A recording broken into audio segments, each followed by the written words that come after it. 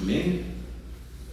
No creo que nadie quede visitar hoy, porque ya muchachos han venido antes, Gabriel era aquí antes, así que bienvenido una vez más, papá. Pero no hay más nadie por aquí de visita, así que vamos a ponernos de pie mientras encontramos las Sagradas Escrituras, Evangelio según San Juan, capítulo 4, y vamos a ver los versos 19 al 23.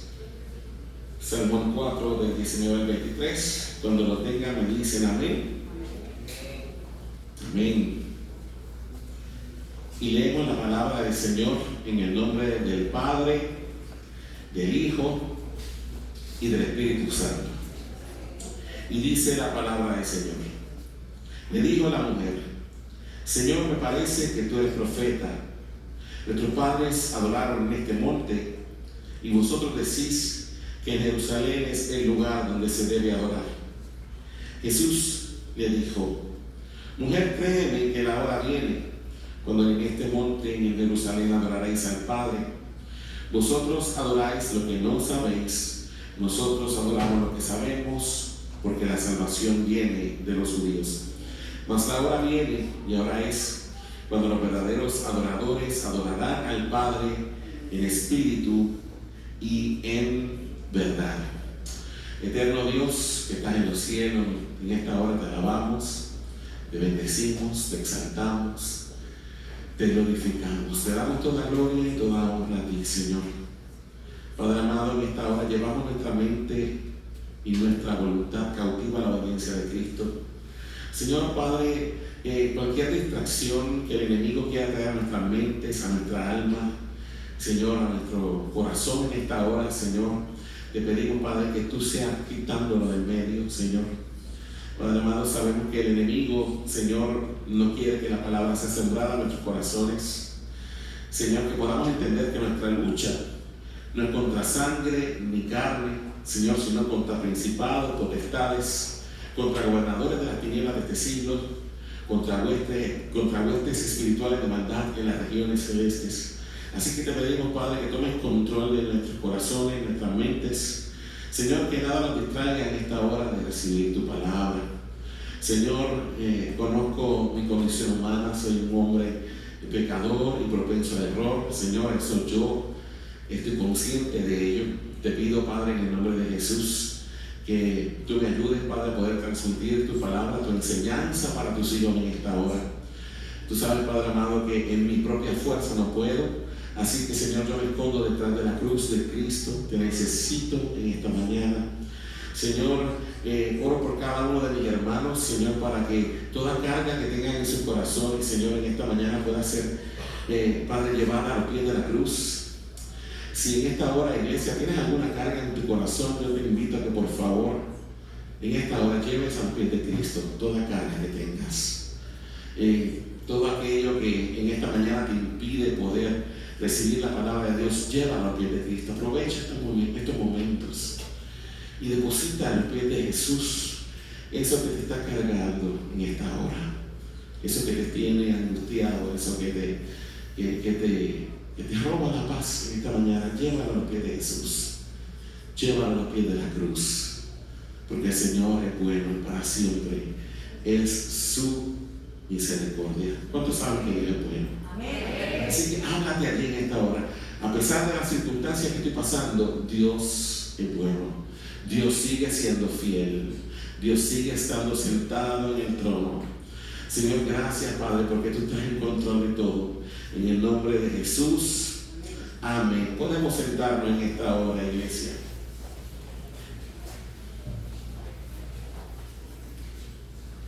Seguimos en la serie de sermones, la adoración que agrada al Padre, ¿verdad? Basado en esta otra serie, Una cita inesperada. Y se habrán dado cuenta, a mí no me gusta tomar la palabra de Dios por encima, no me gusta entrar en ella. Y me gusta profundizar en ella y que ustedes profundicen conmigo. Amén. Mi único trabajo aquí es que ustedes aprendan la palabra del Señor y poder transmitirle a ustedes algo de lo que Dios me ha dado. No soy el mejor pastor del mundo, ni tengo todo el conocimiento, pero quiero compartir con ustedes lo que Dios me ha enseñado y lo que Dios me ha dado. Amén. Para que ustedes lo puedan aplicar en su vida y usarlo para adelante. Amén. Amén. Y la semana pasada, ¿verdad? Entramos de lleno en el verso 23, en Juan 4, 23, ¿verdad? Donde Jesús le decía a la mujer samaritana, mas la hora viene y ahora es cuando los verdaderos adoradores adorarán al Padre, ¿verdad? Y decíamos la semana pasada que la primera venida de Cristo marcó el inicio de una nueva era llamada el reino de los cielos, ¿verdad? Y leíamos o recordábamos cuando Juan el Bautista comenzó su ministerio, Mateo capítulo 3, recordando, ¿verdad?, que Juan el Bautista, su ministerio era preparar el camino para que el corazón del pueblo estuviera listo para la llegada del Mesías, ¿verdad?, en su primera venida. Y recordamos que comenzó su ministerio predicando lo siguiente: arrepentíos porque el reino de los cielos se ha acercado, ¿verdad? ¿Recuerdan eso?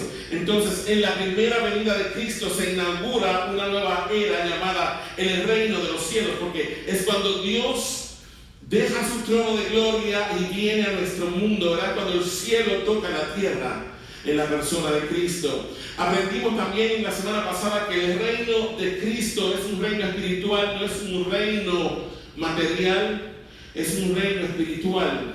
Cuando Jesús fue confrontado por Pilato, cuando él le dijo, ¿eres tú el rey de los judíos?, él le dijo, mi reino no es de este mundo.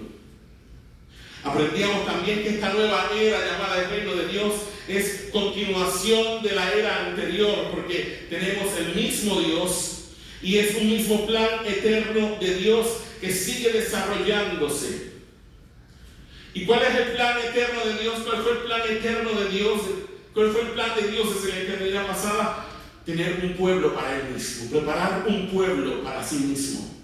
Amén. Cuando Dios creó a Adán y a Eva en el jardín del Edén, los creó para Él, ¿verdad? Pero cuando ellos cayeron en el jardín del Edén, el plan de Dios no fue abortado, mi hermano. El plan de Dios ha sido el mismo ayer, hoy y siempre. El plan de Dios no se abortó con la caída de Adán y Eva. Dios quiso todavía tener un pueblo para sí. Amén. Esta nueva era, ¿verdad?, que es la era del reino de Dios, también puede ser llamada la era del pacto de gracia, ¿verdad? La era anterior es el pacto de obras, ¿verdad? Y el pacto de obras era un pacto condicionado a la obediencia del hombre, ¿verdad? En Gálatas 3:12, ¿verdad?, el apóstol Pablo nos dice que esa era, o la era del pacto de obras, durante esa era, la ley era lo siguiente: dice, el que hiciera estas cosas, decía el apóstol Pablo, ¿verdad?, refiriéndose al antiguo pacto, el que hiciera estas cosas vivirá por ellas. Es decir, el que hiciera estas cosas, cumplir con los requisitos de la ley de Dios perfectamente, viviría por ellas. Pero en esta nueva era, que es el pacto de gracia, es una era incondicional. ¿Y qué es la gracia? Es el favor inmerecido de Dios, ¿verdad? La era anterior era el pacto de obras. Estaba basado en lo que yo podía hacer. En la medida en que yo fuera obediente a la palabra de Dios, en la medida que yo fuera obediente a los mandamientos de Dios, Dios me confirmaría en el pacto. Pero hemos aprendido que la ley de Dios fue establecida para señalarnos precisamente nuestra incapacidad de poder llegar a Dios. Ninguno de nosotros tiene en sí mismo la capacidad de poder cumplir con los mandamientos de Dios. Todos hemos quebrado la ley de Dios. Todos hemos tenido dioses ajenos delante de Él. Todos hemos deshonrado a nuestro padre y nuestra madre. Todos hemos levantado altares en nuestro corazón a cosas que no son Dios. Todos hemos odiado a alguien en nuestro corazón, por lo tanto ya somos culpables de homicidio. Todos hemos mirado a un hombre o a una mujer que no es el nuestro o la nuestra, con deseo en nuestro corazón, por lo tanto hemos violado el mandamiento de no adulterarás. Todos hemos quebrado la ley de Dios. Entonces, ese pacto de obras es imposible que nosotros podamos cumplirlo. Por eso Dios establece un nuevo pacto, el pacto de gracia, que no está basado en nuestro perfecto cumplimiento de la ley de Dios, porque no podemos, pero está basado en el perfecto cumplimiento de la ley de Dios que Cristo hizo. Usted me está entendiendo. Cristo cumplió la ley que yo no podía cumplir. Cristo guardó los mandamientos de Dios que yo no podía guardar. Y siendo inocente, Cristo murió la muerte que a mí me correspondía. Tomó mi lugar. Yo quebranté la ley de Dios. Él no lo hizo, pero Él murió en la cruz tomando el castigo que a mí me correspondía. Entonces, por eso el pacto de gracia es incondicional, porque no está basado en mis méritos, sino en los méritos de ¿quién? De Cristo, lo que Él hizo. Cuando tú por la fe vienes a Jesús y le recibes en tu corazón, Dios te aplica la obra perfecta de Cristo. Es como si tú jamás hubieras pecado. Les he dicho otras veces que cuando venimos a Dios, a Cristo Jesús por la fe, a la cuenta nuestra es transferida la justicia de Cristo, mientras que a la cuenta de Cristo es transferida toda nuestra injusticia e incapacidad, mi hermano. Este pacto de gracia, esta nueva era, se nos aplica cuando mediante la fe creemos en lo que Cristo hizo por nosotros en la cruz del Calvario. Y citábamos al apóstol Pablo en Romanos 5:1, donde dice que hemos sido justificados pues por la fe en Jesús. Por medio de la fe en Jesús hemos sido justificados, o sea, declarados justos.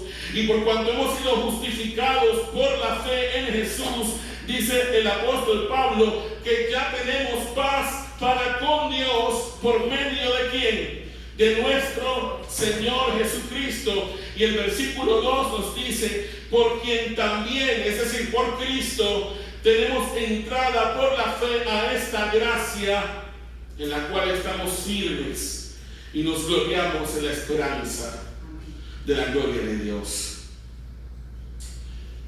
La adoración que agrada al Padre, decíamos la semana pasada, es aquella que se ofrece a través de Cristo. La adoración que no agrada al Padre es el producto de nuestros propios esfuerzos, es el producto de nuestras propias obras, es el producto de nuestros propios méritos, los cuales son insuficientes.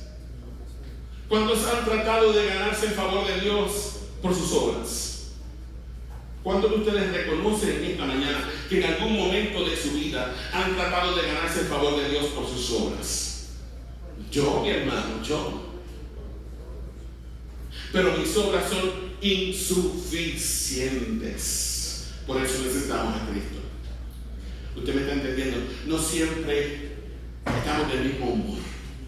No siempre tenemos el mismo deseo de venir a la iglesia. No siempre deseamos cantarle al Señor. Usted ve cómo somos volubles. Si eso dependiera de nosotros, hermano, hace tiempo que hubiéramos perdido todo.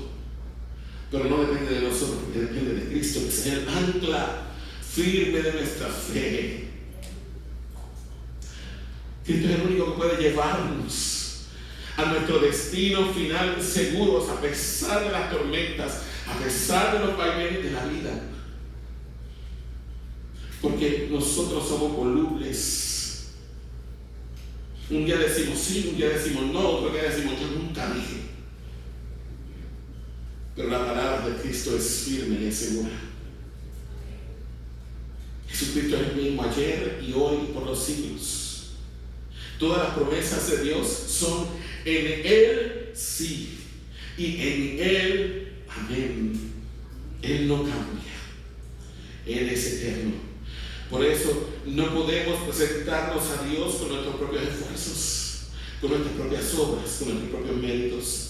Solo aquellos que han nacido de nuevo mediante la fe en Jesús pueden ofrecer esta clase de adoración agradable al Padre.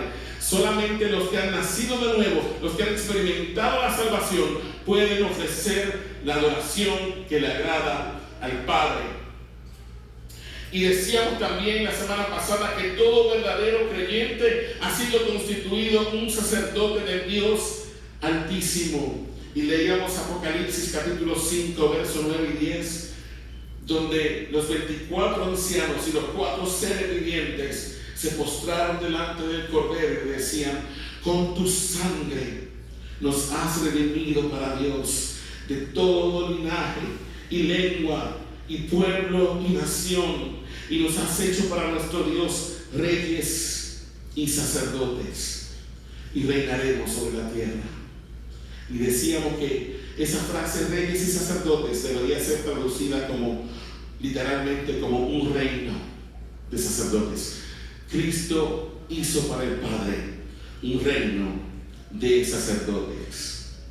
La iglesia es el nuevo sacerdocio del Dios Altísimo, y por medio de Cristo ofrecemos una adoración verdadera al Padre. Ya no hay castas, ya no hay diferencias entre sacerdotes y laicos.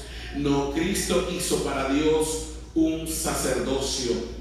Y si usted es un hijo o una hija de Dios, ya usted es un sacerdote del Dios Altísimo. ¿Cuántos sacerdotes del Dios Altísimo hay aquí en este lugar, en esta mañana? No depende de cómo usted se sienta. Tal vez usted se siente que no es digno de estar aquí, pero si usted ha sido lavado por la sangre de Cristo, usted ha sido hecho digno, no por sus méritos, sino por los de Cristo. Y usted es un sacerdote del Dios Altísimo. En la semana pasada concluíamos afirmando que es una afrenta a la preciosa sangre de Cristo tratar de ganarnos la salvación a través de nuestros propios esfuerzos o por medio de buenas obras. Es una afrenta a la sangre de Cristo. Tratar de ganarnos la salvación por méritos propios es afrentar la sangre de Cristo, es tener por inmunda su sangre, es afrentar al Espíritu de gracia, es decirle al Padre: lo que Jesús hizo en la cruz no es suficiente para salvarme, yo necesito hacer algo. Es un insulto a la gracia de Dios. Yo no sé si usted me está captando esto, pero es un insulto a la gracia de Dios tratar de ganarnos la salvación por cualquier otro método, por cualquier otro medio que no sea la sangre de Cristo. Entonces y usted dirá, que tiene que ver la salvación con toda esta cuestión de la adoración? Pues mi hermano, tiene que ver mucho, porque sabe que hay una relación directa entre el nuevo nacimiento y la verdadera adoración. Porque solamente los que han sido regenerados son los verdaderos adoradores al Padre. No sé si me están entendiendo. Dios lo salvó a usted para que usted le adorara. No sé si usted me está entendiendo. Pero fuimos salvados ¿para qué? Para adorar al Padre. Usted sabe que usted va a ser en la eternidad en el cielo. Adorar al Padre. Usted ha leído el libro de Apocalipsis, por lo menos los primeros capítulos 4 y 5. ¿Qué dice allí, mi hermano? ¿De qué habla? ¿Qué es lo único que se hace en el cielo? Las 24 horas del día.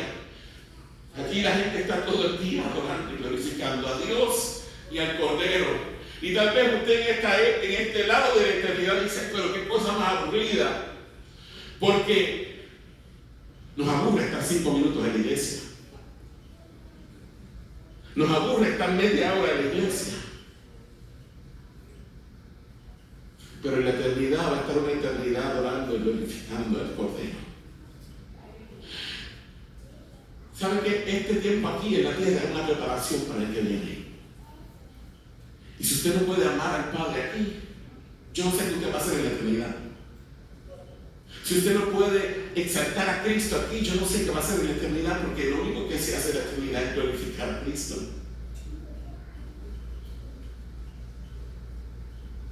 Si usted no puede estar aquí, contemplar a Cristo en la cruz del Calvario y su corazón no enternecerse, entonces yo no sé qué va a hacer en la eternidad. Porque el tema de la eternidad es Jesús. ¿Cuántos están conmigo aquí? Continuando con el verso 23, hoy vamos a hablar un poquito más en esto. Juan 4:23, vamos a leerlo de nuevo. Dice: mas la hora viene, y ahora es, cuando los verdaderos adoradores adorarán ¿a quién? Al Padre. Y dice: ¿cómo vamos a adorar al Padre? ¿Qué dice allí? En espíritu y en verdad. Los verdaderos adoradores adoran al Padre ¿en qué? En espíritu y en verdad. Y hoy vamos a hablar de lo que significa adorar a Dios en espíritu. Y si usted se fija bien, la palabra espíritu en ese versículo está escrita con ¿qué letra? ¿Mayúscula o minúscula? No, la palabra, léalo bien. Cuando dice más, la hora viene y ahora es cuando los verdaderos adoradores adorarán al Padre en espíritu. ¿Está en mayúscula o minúscula? Minúscula. Si es una E mayúscula, ¿de qué espíritu está hablando? Del Espíritu Santo. Pero si es una E minúscula, ¿de qué espíritu está hablando? De cualquier otro espíritu. Pero en este caso está hablando del espíritu humano, del espíritu del hombre. Mi hermano, ¿qué es el espíritu humano? El espíritu humano es el recinto más interior del alma. Vuelvo y repito, el espíritu humano es ese recinto que está en lo profundo, en lo interior de nuestra alma. Tenemos que entender algo. Somos más que seres biológicos. Somos también seres espirituales. Estamos hechos con una parte material llamada el cuerpo, pero también tenemos una parte inmaterial a la que conocemos como alma o espíritu. Acompáñenme un segundo en Génesis, capítulo 2, verso 7, para que veamos cómo fue que Dios formó al hombre. Génesis 2, 7. Cuando lo tengan me dicen amén. Génesis capítulo 2, primer libro de la Biblia, capítulo 2, verso 7. Cuando lo tengan me dicen amén. Amén. Vamos a leerlo todos juntos a la cuenta de 3, a la 1, a las 2 y a las 3. ¿Qué dice? Entonces Jehová Dios, ¿qué hizo? Formó. Y la palabra formar implica, mi hermano, dar forma con las manos. No es que Dios tenga manos físicas, pero nosotros no podemos entender a capacidad de Dios. Así que Dios nos habla en un lenguaje que nosotros podemos entender. Y por eso nos dice, entonces Jehová Dios formó. Mi hermano, ¿cómo creó Dios todas las demás cosas? ¿Por medio de qué? De su palabra, ¿verdad? Jehová dijo y fue hecho. Pero cuando hizo al hombre, dice allí que Jehová no lo hizo diciendo sea el hombre, no. Dice que Jehová Dios formó al hombre del polvo de la tierra. Eso me habla de que Dios creó al hombre con una dignidad que no le dio a ninguna otra criatura. Si usted lee capítulo 1, dice que Jehová dijo, produzca en la tierra seres vivientes, y la tierra produjo toda clase de animales, reptiles y toda clase de animales. Dice, produzca las aguas seres vivientes y aves que vuelen sobre la expansión de los cielos.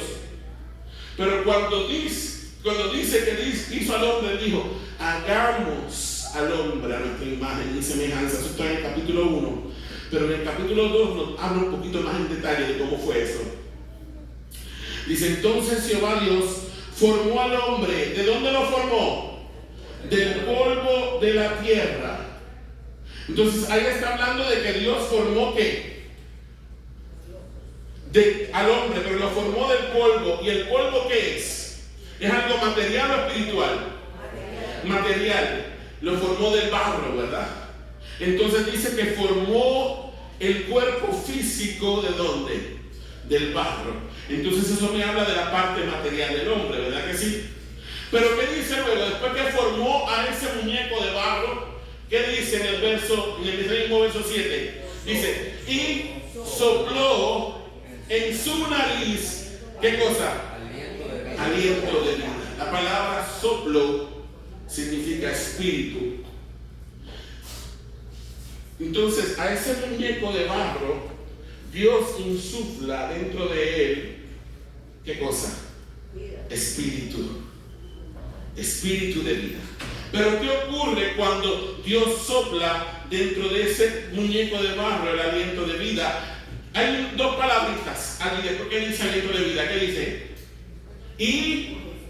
¿Y qué? Y fue. Para un segundo antes de que llegue el hombre. Usted sabe lo que la palabra fue. La palabra fue viene del verbo ser. Entonces, cuando Dios crea a ese muñeco de barro y sopla dentro de él aliento de vida, en ese momento el hombre fue. Recibió el ser. Usted me está entendiendo. Recibió la conciencia. Y dice, y fue el hombre, ¿qué cosa? Un ser viviente. ¿Saben lo que significa la palabra ser viviente allí? Un alma viviente.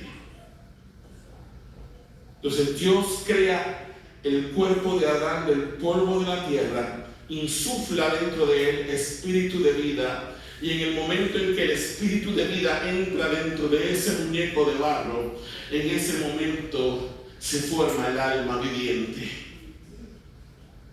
que es la parte inmaterial del hombre. Eso Dios no lo hizo con ninguna otra criatura. Lo hizo solamente con el ser humano. Mi hermano, hay varias posturas teológicas acerca de la naturaleza del hombre.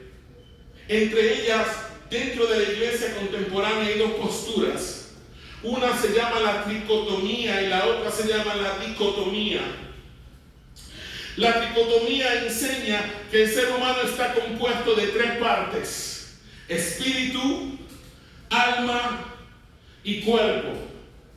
La dicotomía, por otro lado, enseña que el ser humano está hecho de dos partes: una parte material y una parte inmaterial. La parte material es el cuerpo y la parte inmaterial es el alma. Pero los que creen en la dicotomía enseñan que la palabra espíritu y alma pueden ser usadas de manera intercambiable en la Biblia. De hecho, lo vemos así. Los que creen en la tricotomía enseñan que el espíritu y el alma son dos cosas diferentes. En un tiempo en mi vida yo fui tricotomista. Creí, enseñé, afirmé que el hombre era tres partes en uno. Pero luego de estudiar un poquito más de teología me di cuenta de que el ser humano realmente es dicotómico. Un ser compuesto de una parte material y de una parte inmaterial, que puede ser llamada espíritu como alma. Pero creo y entiendo que los dos puntos de vista tienen sus pros y tienen sus contras, ¿ok? Entonces, en la parte inmaterial del hombre, para que podamos entender, en la parte inmaterial es que está el alma o el espíritu, que es la conciencia del ser humano. ¿Usted me está entendiendo? ¿Están conmigo hasta aquí? Somos un ente biológico, que es todo eso que usted llama cuerpo. Es un ente biológico, pero usted también es un ente espiritual. ¿Ok? Y dentro de ese ente espiritual hay una conciencia. ¿Ok? Ahora, para entender esto, por eso es que puedo entender la tricotomía y la dicotomía, y los dos puntos tienen sus puntos positivos, pero quiero que entendamos esto, para no entrar en todo ese conflicto. La parte espiritual del hombre, la parte interna, que es lo que somos, tenemos dos tipos de conciencia, mi hermano. Tenemos una conciencia inferior. Esa conciencia inferior es la que nos hace conscientes de ¿qué? De nosotros mismos. ¿Usted me está entendiendo? Usted está consciente de que usted es una persona, ¿verdad que sí? Usted está consciente del mundo a su alrededor. Usted está consciente de que el que está sentado al lado suyo es una persona distinta a usted, ¿verdad que sí? Esa es la conciencia inferior. La conciencia inferior nos hace conscientes de nosotros mismos. Y la conciencia inferior es el asiento de nuestra mente, de nuestras emociones, de nuestra voluntad. Pero también tenemos una conciencia superior dentro de la parte inmaterial. Y esa conciencia superior es la que nos hace conscientes de Dios y de las cosas espirituales. Es la que nos permite percibir las cosas de Dios. Es donde podemos tener comunión íntima con Dios mediante la oración, el estudio de la Escritura y la adoración. En la parte inmaterial tenemos dos conciencias. Una inferior, que me hace consciente de mí mismo, de quién soy. Es donde está mi mente, mis emociones, mi voluntad. Pero también tenemos una conciencia superior, que es la que nos hace conscientes de Dios, es donde podemos adorar a Dios, es donde percibimos a Dios, es donde podemos entender la palabra de Dios. ¿Me está entendiendo? Dentro de nuestra parte inmaterial, porque usted no es solamente biológica, usted también es un ente espiritual.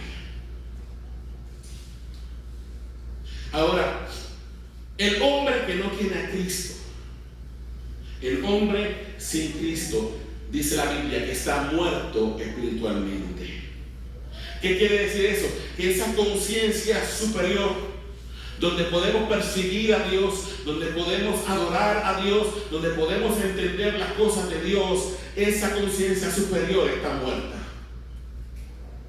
Solamente tiene la conciencia inferior activa. Solamente sabe que vive, solamente sabe que se mueve, tiene pensamiento, tiene mente, tiene emociones, tiene voluntad, pero esa mente, emociones y voluntad están cautivas ¿de quién? ¿De quién están cautivas? El hombre sin Cristo, del diablo, de Satanás, de los deseos de su carne, de los deseos de sus ojos, de la vanagloria de la vida. Están conmigo hasta aquí, me están entendiendo, se me perdieron por ahí en las conciencias. El hombre sin Cristo está muerto espiritualmente. Su mente, emociones y voluntad están activas, pero están cautivas de los deseos de su carne, de los deseos de sus ojos, de la vanagloria de la vida, de su naturaleza pecaminosa. Están cautivos de Satanás, está cautivo de los sistemas del mundo. Vive para sí mismo, vive para satisfacerse a sí mismo y para satisfacer sus deleites. Ahora, en la regeneración, cuando experimentamos el nuevo nacimiento, ¿qué ocurre?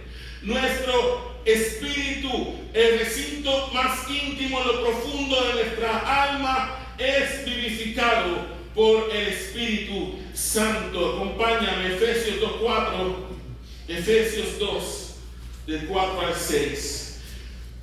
No se olviden de que los verdaderos adoradores adoran al Padre, ¿dónde? En Espíritu. Efesios 2, del 4 al 6.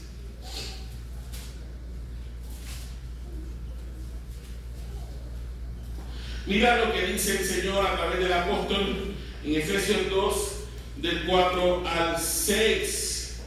¿Lo tienen todos? Amén. Amén. Vamos a leerlo todos juntos a la cuenta de 3. A la 1, a las 2 y a las 3, que dice: pero Dios, que es rico en misericordia, por su gran amor con que nos amó, verso 5, aún estando nosotros muertos en pecados, nos dio vida juntamente con Cristo. Por gracia sois salvos. Verso 6, y juntamente con Él nos resucitó y asimismo nos hizo sentar en los lugares celestiales con Cristo Jesús. ¿Qué dice el apóstol? Que Dios es rico en misericordia por su gran amor con que nos amó, aun cuando estábamos como muertos en delitos y pecados. ¿Qué dice allí? Nos dio ¿qué? Vida juntamente con Cristo. Entonces, en la regeneración, Dios vivifica, ¿qué cosa? Nuestro hombre interior, nuestro espíritu es vivificado en la regeneración. Hermano, yo le pregunto una cosa a usted. ¿Cuándo se recibe ese nuevo nacimiento? ¿En el momento en que usted hace la oración del pecador o eso ocurre antes? Eso es una buena pregunta. Ocurre antes. Eso una vez un pastor lo preguntó en la iglesia y yo no entendía. ¿Usted sabe cuándo yo vine a entender eso? Aunque usted no lo crea. ¿Cuántos han visto la película Las Crónicas de Narnia? Todos la hemos visto. ¿Usted se acuerda cuando, después que el león resucita, que el león es un tipo de Cristo, y entra al castillo de la bruja, y llega y están todas aquellas criaturas congeladas muertas aquí dentro? ¿Se acuerdan? En el castillo, estaban prisioneros de la bruja, estaban muertos, estaban congelados, y la nena ve al fauno y empieza a llorar, y el león se para frente al fauno y lo sopla. Y en el momento que lo sopla, él vuelve a la vida. Usted sabe lo que me pasó en el cine a mí. Yo no entendía. Pero en el momento en que vi eso, el Espíritu Santo trajo esa palabra. Y Él os dio vida a vosotros cuando estabais muertos en delitos y pecados. Entonces, Dios no te pide permiso para resucitarte. Dios te resucita cuando tú estás muerto en delitos y pecados. ¿Usted me está entendiendo? Si usted hizo la oración del pecador, si usted pasó al frente y recibió a Cristo, es porque primero Dios le sopló cuando usted estaba muerto. Pero un muerto no puede entender las cosas de Dios. El hombre natural no puede percibir las cosas de Dios. Para el hombre natural las cosas de Dios son locura. Un hombre natural no puede entender cómo es que Dios deposita nuestros pecados sobre su Hijo y los sacrifica. No puede, para él eso es una locura. Un hombre que no tiene a Cristo piensa que Cristo era un loco, que Cristo estaba desquiciado, que Cristo cometió suicidio. No. Pero un hombre que ha sido regenerado entiende, eso fue por mí. Yo he ofendido a Dios. Entonces Dios no nos pide permiso. Dios no te dice, ábreme tu corazón y déjame entrar. No, Dios entra. Dios le pidió permiso a Lázaro para sacarlo para resucitar, mi hermano. Le pidió permiso. Ustedes se imaginan a Jesús parado frente a la tumba de Lázaro y le dice al muerto que está dentro: Lázaro, si me permites, yo quiero resucitarte, pero depende de ti. Depende de que tú me abras tu corazón y me digas que quieres que te resucite. No, mi hermano, Dios es soberano y llama a los muertos. Nos dio vida cuando estábamos muertos en delitos y pecados. Él no me pidió permiso. Él me resucitó por pura gracia. No porque yo viera algo bonito, no porque Dios viera algo bueno en mí, porque Dios no vio nada bueno en mí. Tampoco vio nada bueno en mí. Simplemente te amó. Te amó en Cristo Jesús. ¿Estás conmigo, iglesia? Cuando nuestro espíritu es vivificado, somos capacitados para percibir, recibir y entender las cosas del Espíritu de Dios. Acompáñenme a 1 Corintios capítulo 2, versos del 9 al 14. 1 Corintios 2, del 9 al 14.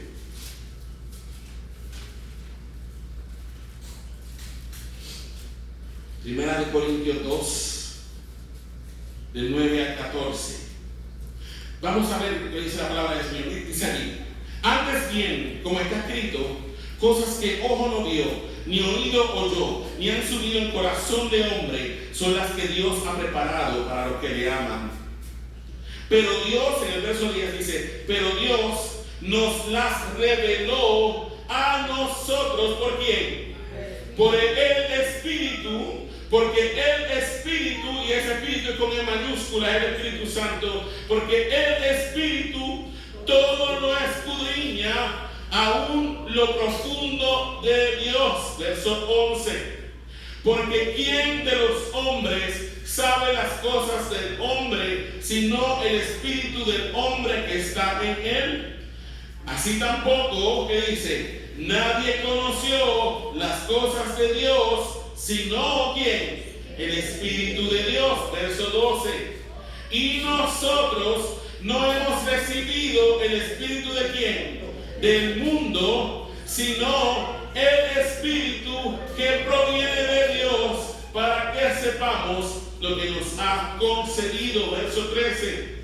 Lo cual también hablamos, no con palabras enseñadas por sabiduría humana, sino con las que enseña el Espíritu, acomodando lo espiritual a lo espiritual. Verso 14. Pero el hombre natural, ¿quién es el hombre natural?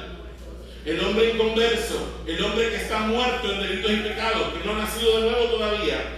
Dice, pero el hombre natural no percibe las cosas que son del Espíritu de Dios, porque para él, ¿qué son? Locura, y no las puede entender. ¿Por qué?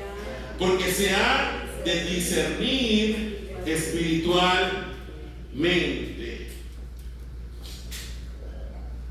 Entonces, la única manera de que usted pueda percibir las cosas de Dios es que su espíritu muerto pueda ser vivificado por el Espíritu de Dios. Y esa vivificación ocurre por medio de la palabra de Dios. ¿Usted me está entendiendo?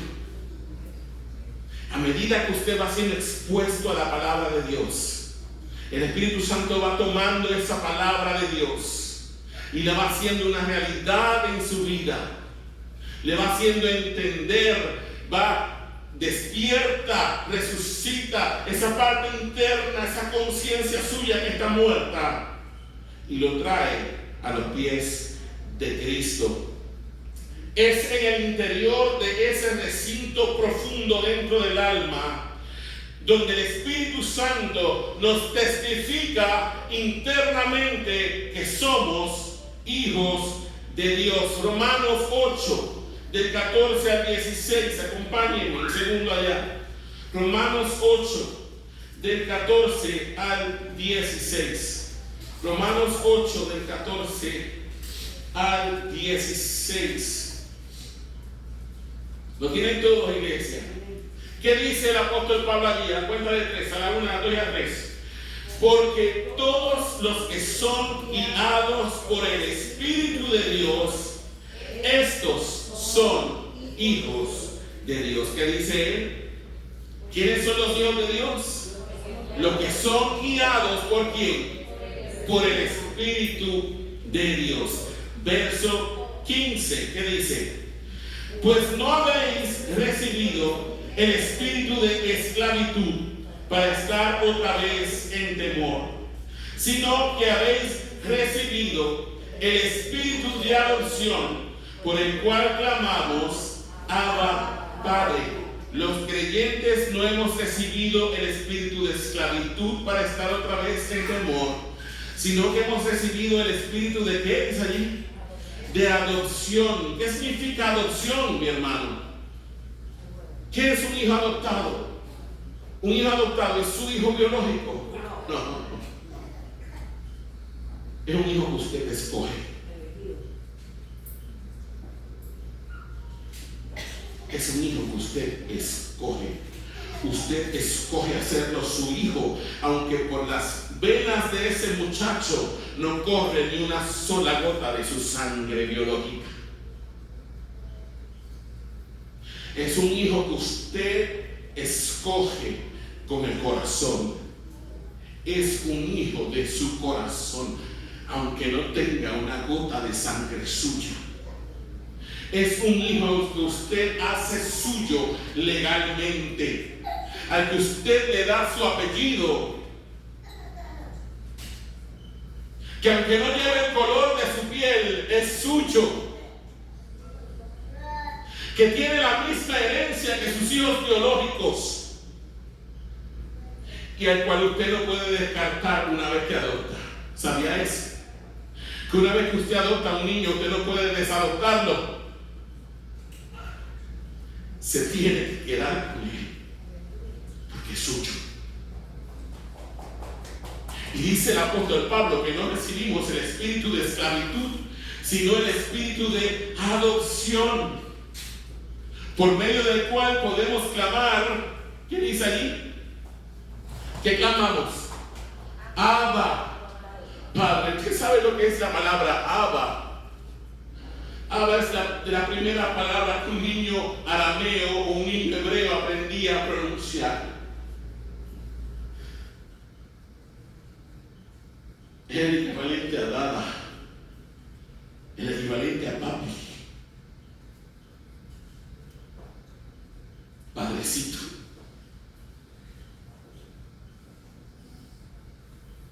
No recibimos el espíritu de esclavitud para estar en temor, sino el espíritu de adopción por el cual podemos llamar a Dios Papito. Papito. Esa palabra no le evoca a usted ternura. No es lo mismo decir padre, como que padre como que muy imponente, aunque Dios es padre. Dios es un padre imponente, pero también es un padre tierno.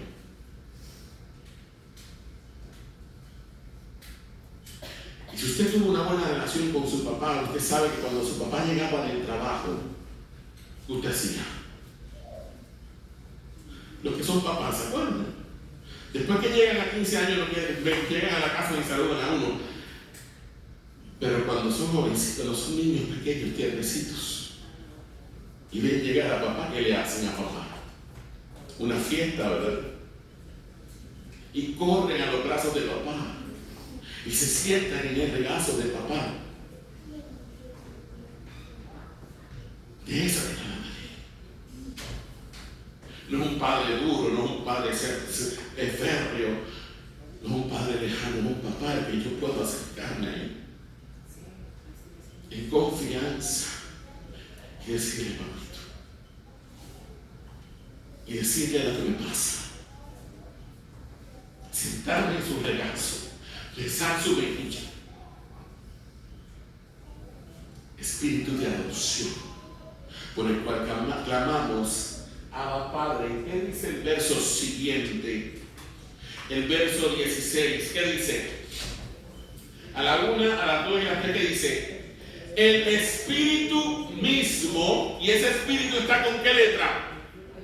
Mayúscula. El Espíritu mismo. ¿Y si está con mayúscula, de qué Espíritu está hablando? El Espíritu Santo, ¿verdad? Dice que ese Espíritu Santo da testimonio ¿a quién? A nuestro espíritu con E minúscula, de que somos, ¿qué cosa? Hijos de Dios. Hijos de Dios.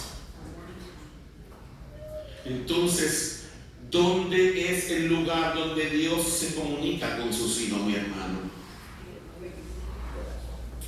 En el Espíritu. Por eso adoramos a Dios, ¿no? ¿En qué? En el Espíritu. Solo aquellos que llegan a ser hijos de Dios por la fe en Jesús pueden adorar al Padre.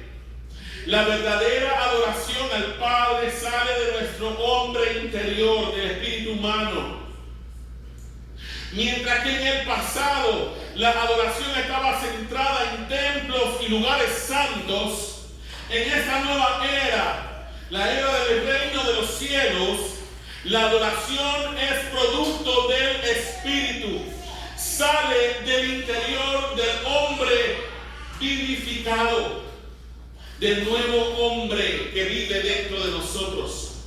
¿Usted me está entendiendo? En el pasado la adoración estaba centrada en templos, lugares santos, en ritos, en sacrificios.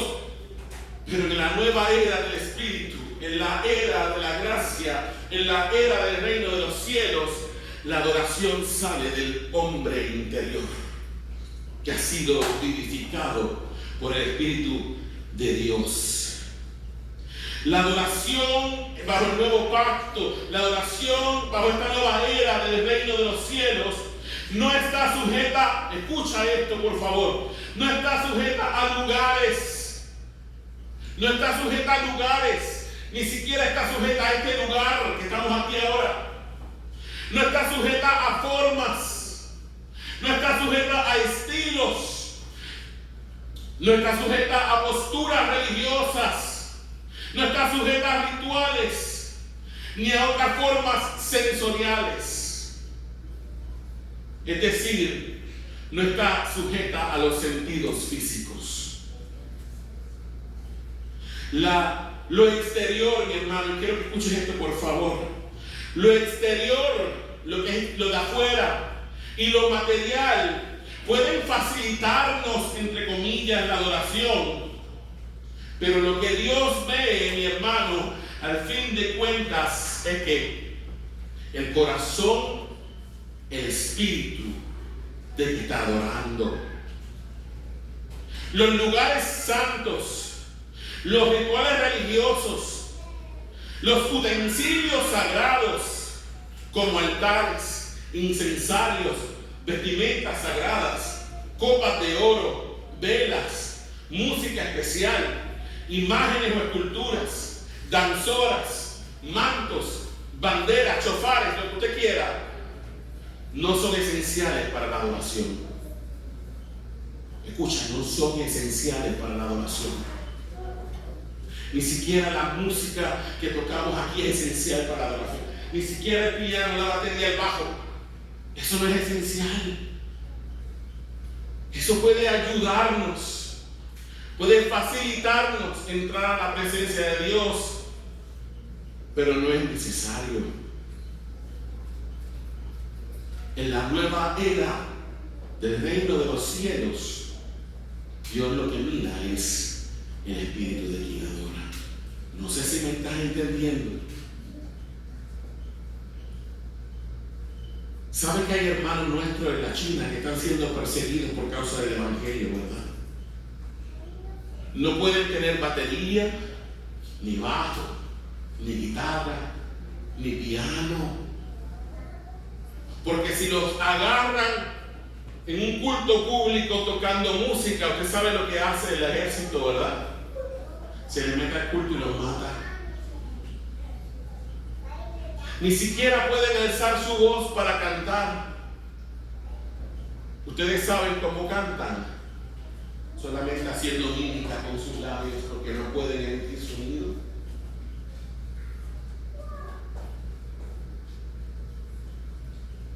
Yo tuve un pastor en Puerto Rico que llegó a ir a la China comunista en el año 2000 como misionero. Y él nos contaba que fue un servicio de una iglesia clandestina. Ni siquiera podían orar en voz alta. Todo era silencioso. Pero algo que le estuvo curioso era que todo el mundo decía amén al mismo tiempo. ¿Cómo podían decir amén al mismo tiempo si no estaban oyendo a nadie orando? Estaban unidos en el espíritu. Pero el pastor decía que había una presencia de Dios tan tangible en ese lugar. Usted podía agarrar un cuchillo y cortarla. Entonces, ¿por qué en nuestras iglesias donde tenemos música e instrumentos, a veces la presencia de Dios está ausente?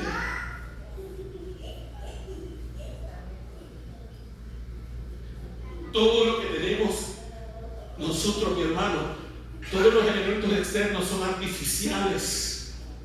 Lo que Dios realmente mira de nuestra adoración es el espíritu con el que se da la adoración. Usted sabe algo, mi hermano, todas esas cosas que les mencioné anteriormente, lugares sagrados, altares, incienso, velas, música, danzores, mantos, banderas, chofares, todo eso puede convertirse en una distracción de la verdadera adoración al Padre. Yo vengo de iglesia donde había danzoras y les puedo asegurar algo, mi hermano. Eso más que edificante es una distracción. Es una distracción porque te enfocas en lo que estás viendo. Entonces tu corazón, que en vez de enfocarse Padre por medio de Cristo se enfoca en elementos externos, en música, en sonido. Y si la música no suena como nosotros queremos, nos molesta, nos incomoda, nos enojamos. Es maravilloso tener todo esto, mi hermano. Me encanta tener eso. Me encantan los visuales, las cosas que hacen así. Me encanta cuando el sonido se oye perfecto. Me encanta cuando la música se oye perfecta. Pero usted sabe que todo eso es artificial. Todo eso es como el rojo 40 que usted le echa al Kool-Aid.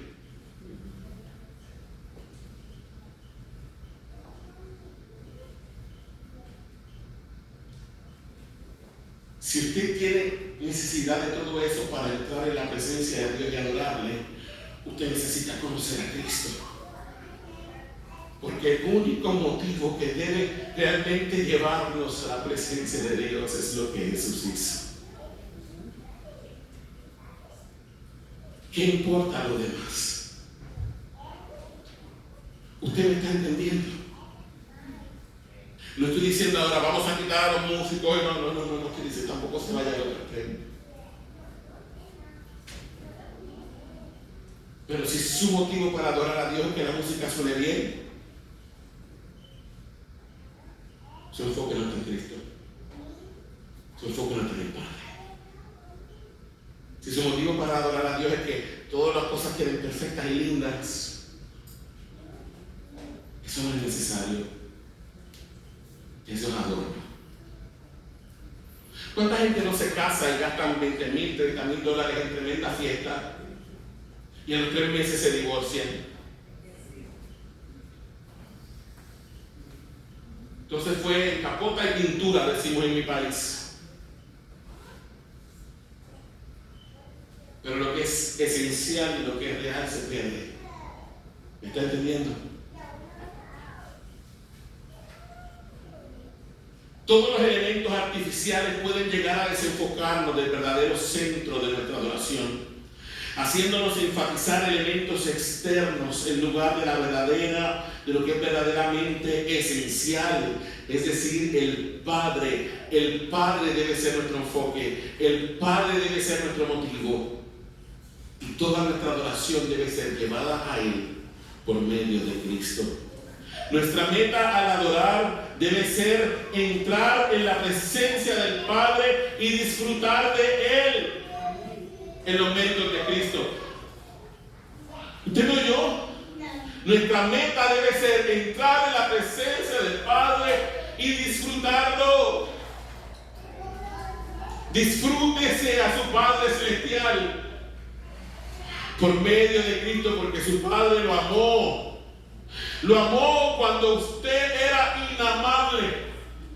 Lo amó cuando usted todavía era su enemigo. Lo amó cuando usted todavía escupía en su cara. Lo amó cuando usted no quería saber nada de Él. Aún así su Padre lo amó. Se empeñó en salvarle.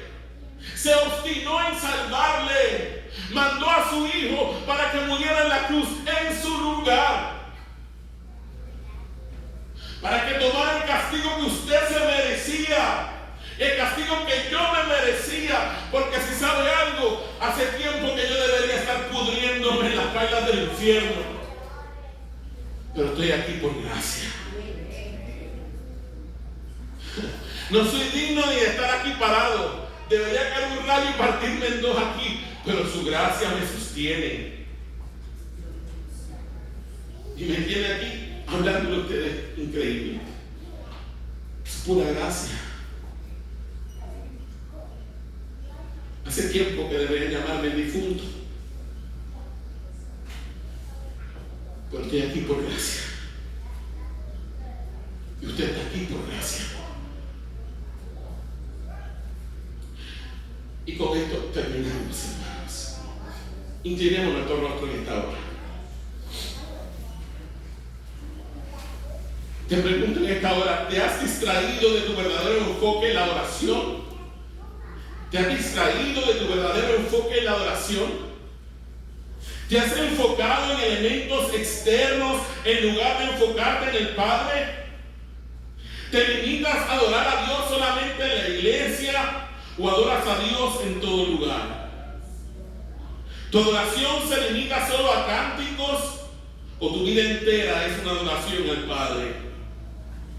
¿Honramos al Padre en nuestras relaciones con otros, en nuestros trabajos, en nuestro hogar, en nuestro hablar, con nuestra mente, en lo que hacemos cuando estamos solos y nadie nos ve? Que el Señor nos ayude en este día a ser adoradores en espíritu, no limitados a lugares santos, no limitados a nuestras reuniones como iglesia, no limitados a estilos o formas, a ritos o tradiciones de hombre. Que nos preocupemos más por la condición de nuestro corazón antes que por las apariencias externas. Quiero invitarte a que cierres tus ojos. Vamos a escuchar este cántico. Ponlo desde el principio otra vez.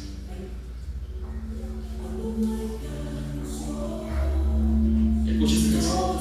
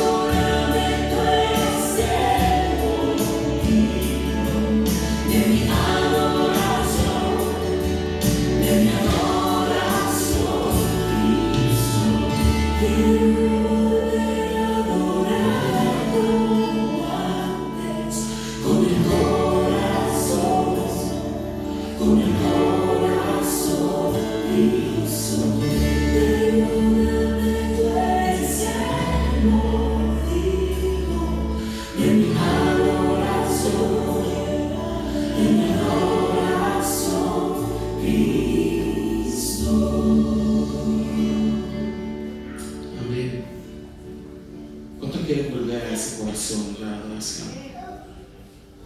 Ahí donde tú estás levantando tu mano, vamos a orar al Señor en esta hora.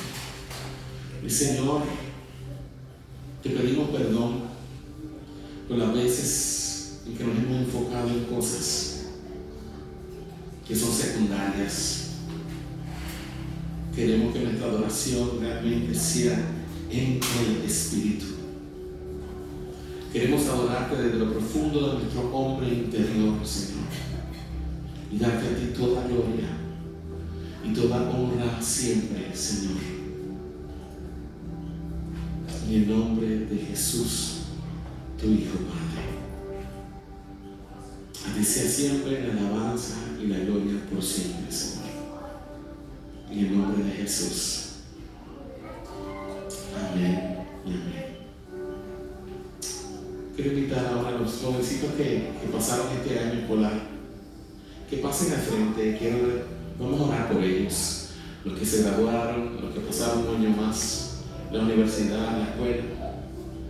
Vamos a orar por ustedes. Vengan al frente, no tengan miedo.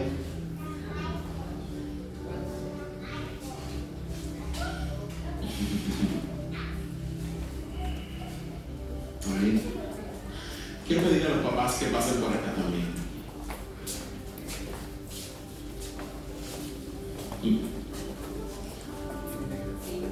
Quiero pedir a los padres que pasen por acá también. Daniel, pasen por aquí.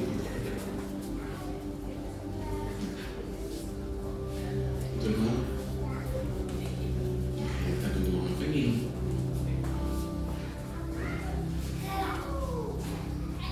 Quiero pedir a los padres que vengan a orar por sus hijos. Vamos a bendecir a nuestros hijos en esta mañana.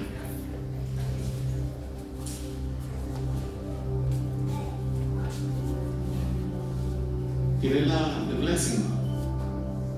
Bueno, si la consigo.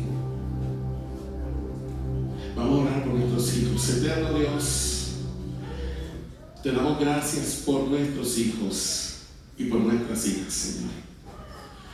Te damos gracias, Padre, porque un año más nos has permitido llegar al término de una jornada escolar, Señor, o universitaria. Te pedimos, Padre, que no solamente se preparen académicamente, Señor, Padre, sino que aún más nuestros hijos puedan llegar a conocerte a ti, el único Dios verdadero, y a Jesucristo, a quien tú has enviado, Señor. Padre, oramos por nuestros hijos, Señor.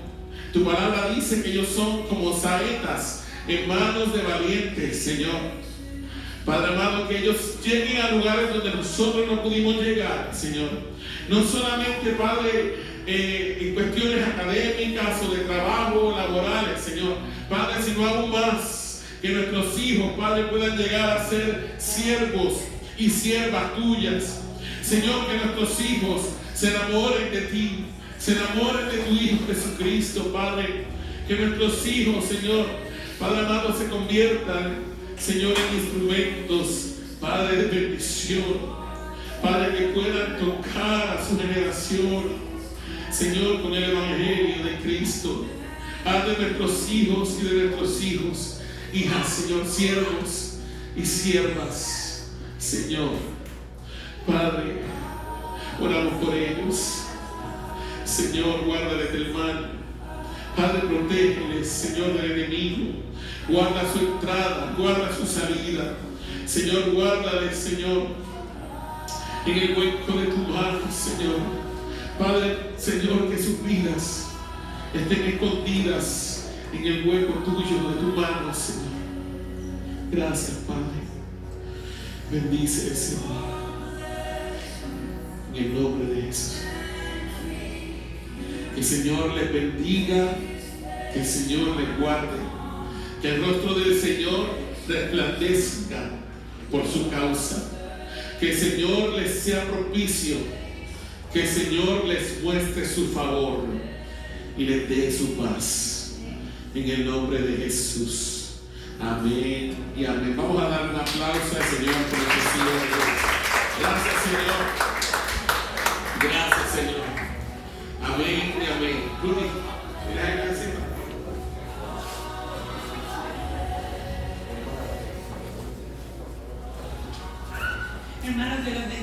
Ha sido un honor y un placer, ¿verdad? Hemos estado en un fin de semana bien lindo con nuestra iglesia. El viernes le damos gracias a Dios por todos los hermanos. Nelly organizó una linda actividad y todos los hermanos que aportaron su